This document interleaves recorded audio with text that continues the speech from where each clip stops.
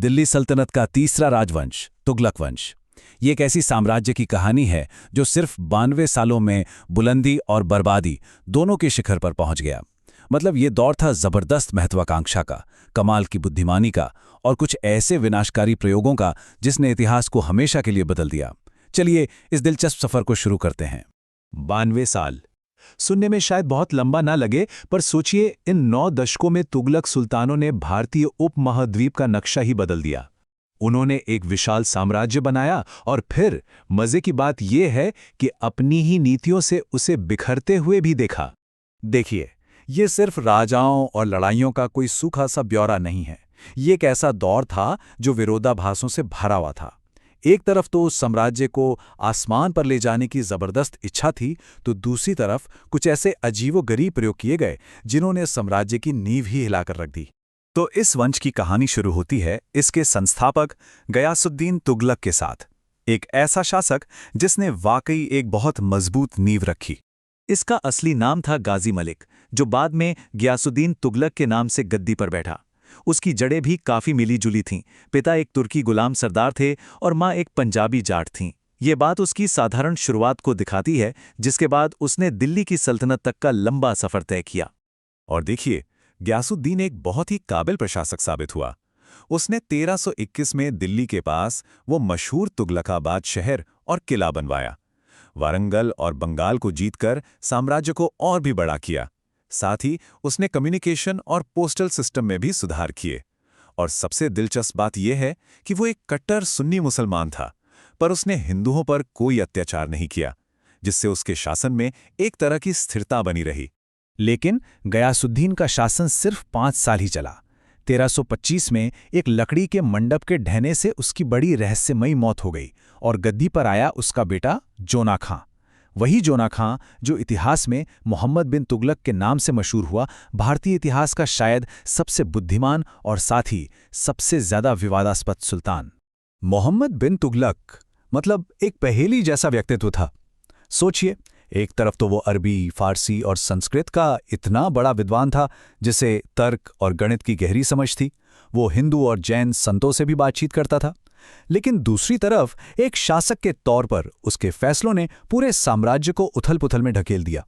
उसके 5 मशहूर प्रयोग उसकी अनोखी सोच की मिसाल हैं। पहला, उसने दोआब क्षेत्र में टैक्स बढ़ा दिए, और वो भी ठीक उस वक्त जब वहां अकाल पड़ा हुआ था। दूसरा, उसने पूरी की पूरी राजधानी को दिल्ली से दौलताबाद शिफ्ट किया और फिर वापस दिल्ली ले आया। मतलब सोचिए कितनी उथल-पुथल मची होगी। तीसरा, उसकी सांकेतिक मुद्रा की योजना, वो तो नकली सिक्कों की वजह से पूरी तरह फेल हो गई। उसका हर प्रयोग, चाहे कितनी भी अच्छी नीयत से सोचा गया हो, आखिर में एक बहुत बड़ी तबाही ही साबित हुआ। और सबसे बड़ी विडंबना क्या थी जानते हैं? मोहम्मद बिन तुगलक के ही समय में सल्तनत अपने सबसे बड़े भौगोलिक विस्तार पर थी, लेकिन ठीक उसी वक्त उसकी नीतियां साम्राज्य को अंदर से खोखला कर रही थी और सल्तनत बिखरने की कगार पर पहुंच गई थी।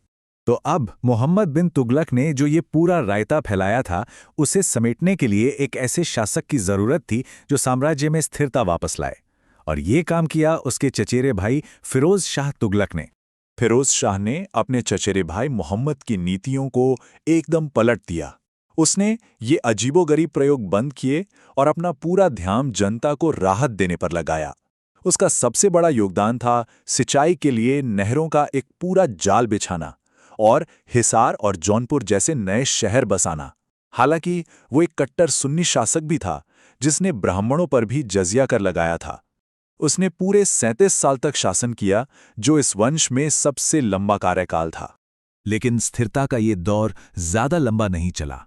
जैसे ही फिरोज शाह की मृत्यु हुई, ये वंश तेजी से पतन की ओर बढ़ने लगा।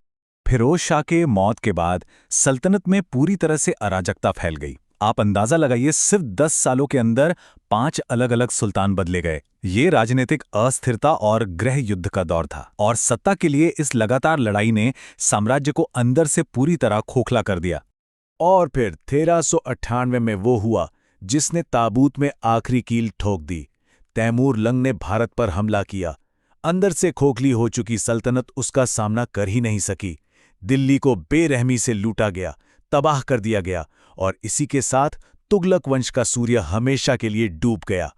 तो सवाल ये है कि इतने उथल-पुथल भरे दौर के बाद तुगलक वंश ने इतिहास में अपने पीछे क्या छोड़ा। चलिए उनकी विरासत को समझते हैं।